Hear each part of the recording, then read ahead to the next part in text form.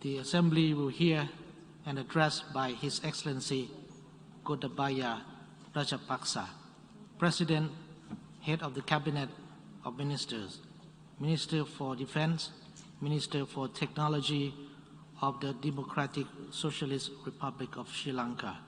I request the protocol to escort His Excellency.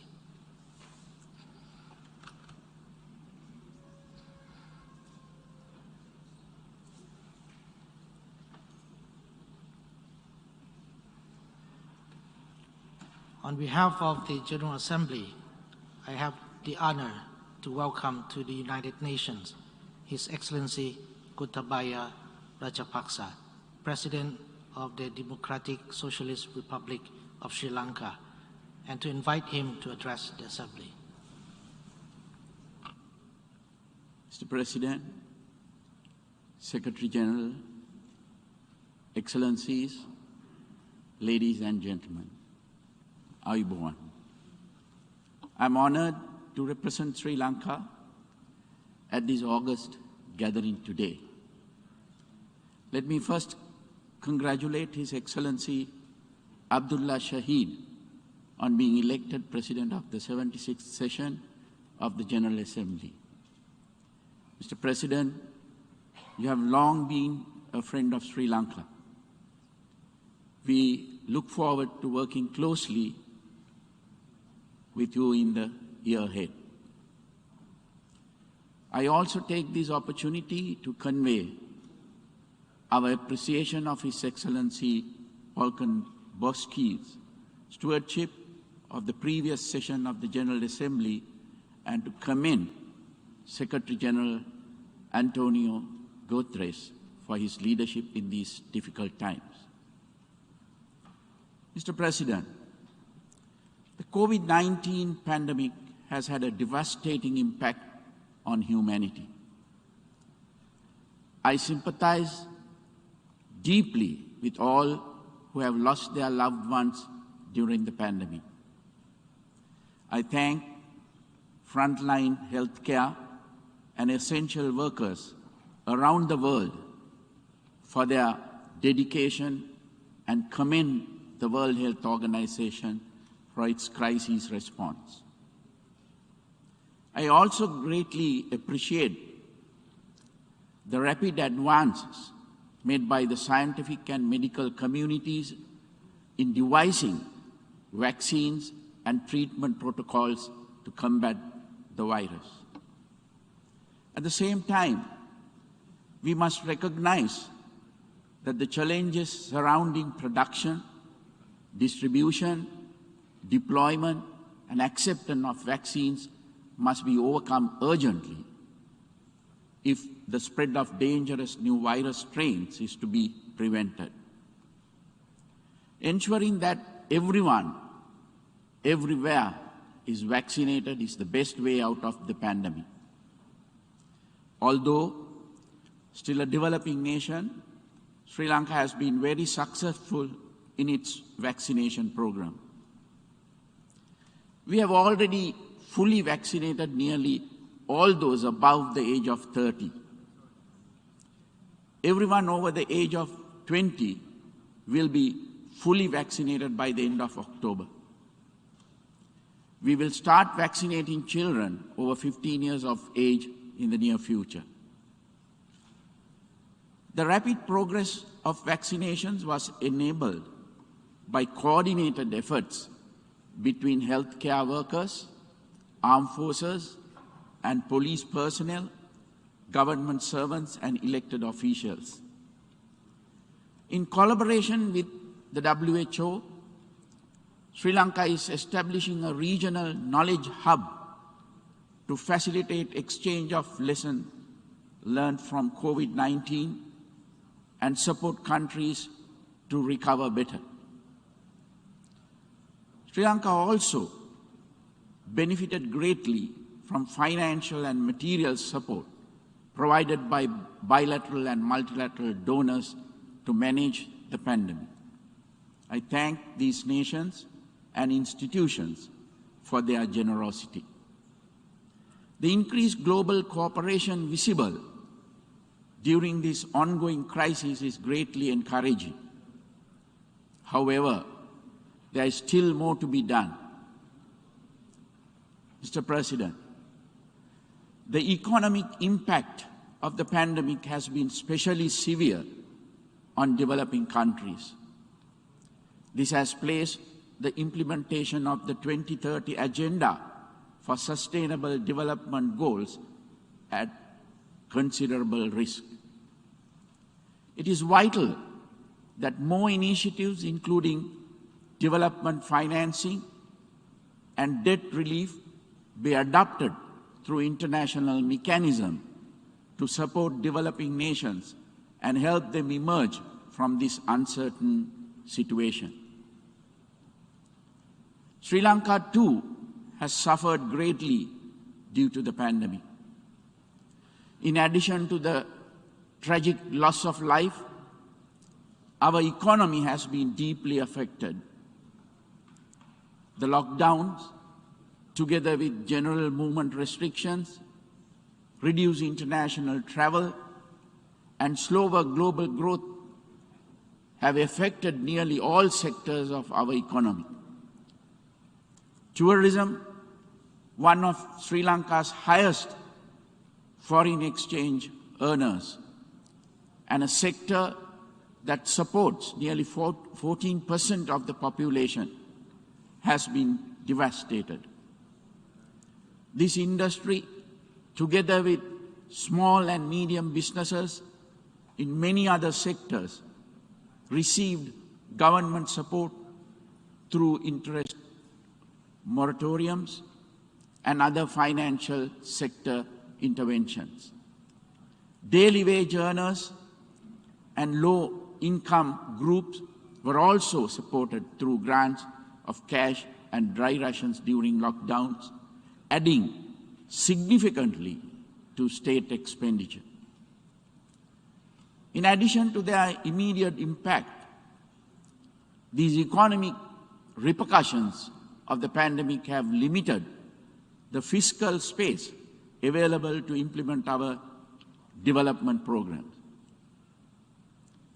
Mr. President, as devastating as the consequences of the pandemic have been to humanity, the world faces the even greater challenge of climate change in the decades to come.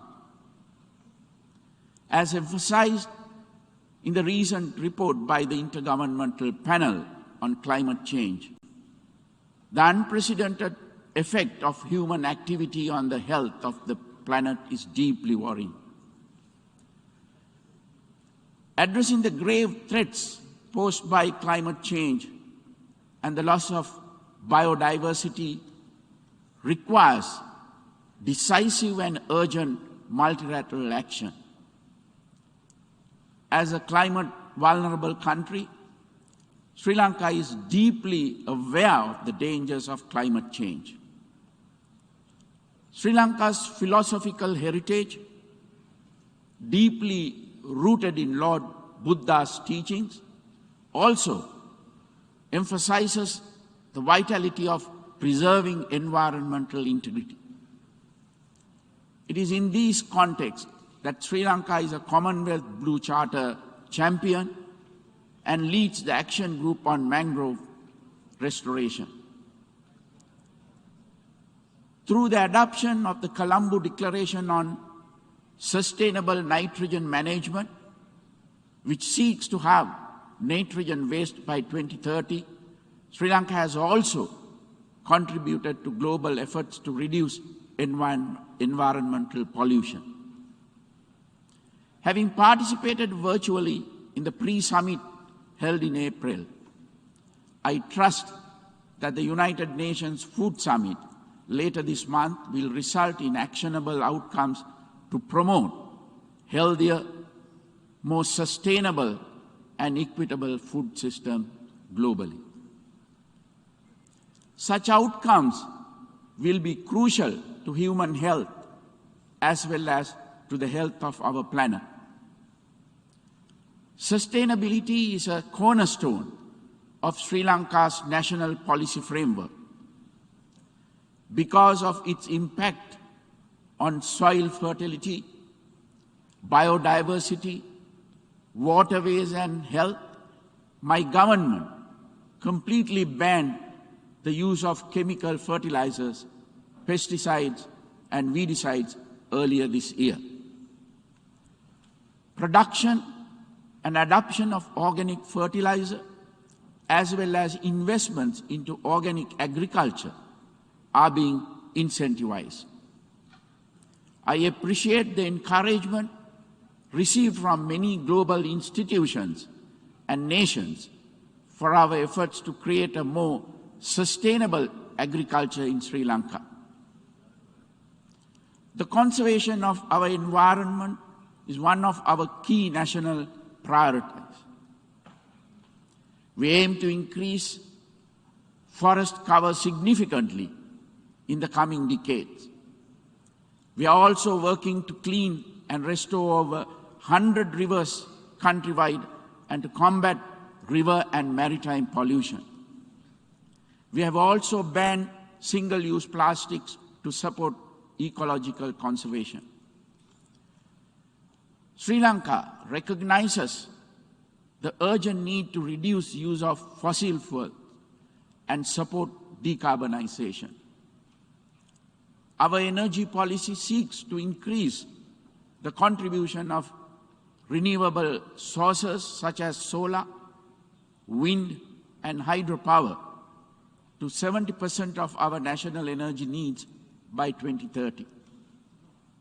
Mr. President, Sri Lanka welcomes the support of the international community as it engages in the task of reviving its economy and carrying out its national development program.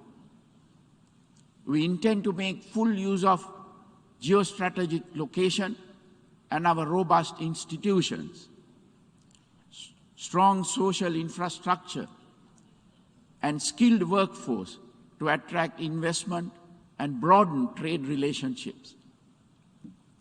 My government is focusing on extensive legal, regulatory, administrative, and educational reforms to facilitate this and to deliver prosperity to all our people. Sri Lanka has enjoyed universal adult franchise since pre-independence. The democratic tradition is an integral part of our way of life. My election in 2019 and the parliamentary elections in 2020 saw Sri Lankan voters grant an emphatic mandate to my government to build a prosperous and stable country and uphold national security and sovereignty. In 2019, Sri Lanka experienced the devastation wrought by extremist religious terrorists in the Easter Sunday attacks. Before that, until 2009, it had suffered from a separatist terrorist war for 30 years. Terrorism is a global challenge that requires international cooperation, especially on matters such as intelligence sharing, if it is to be overcome. Violence robbed Sri Lanka of thousands of lives and decades of prosperity in the past half-century. My government is committed to ensuring that such violence never takes place in Sri Lanka again. We are therefore acting to address the core issues behind it, fostering greater accountability, restorative justice, and meaningful reconciliation through domestic institutions is essential to achieve lasting peace. So too is ensuring more equitable participation in the fruits of economic development. It is my government's firm intention to build a prosperous, stable, and secure future for all Sri Lankans, regardless of ethnicity, religion, or gender. We are ready to engage with all domestic stakeholders and to obtain the support of our international partners and the United Nations in this process. However, history has shown that lasting results can only be achieved through homegrown institutions reflecting the aspirations of the people. Sri Lanka's parliament, judiciary, and its range of independent statutory bodies should have unrestricted scope to exercise their functions and responsibilities. Mr. President, Excellencies, distinguished delegates, if, in keeping with the theme of our general debate today, we are to truly build resilience through hope, we must all strive towards the common good. It is the role of the United Nations to facilitate this by treating all sovereign states, irrespective of size or strength, equitably and with due respect for their institutions and their heritage. I request the United Nations and the international community to ensure the protection of the Buddhist heritage of Afghanistan.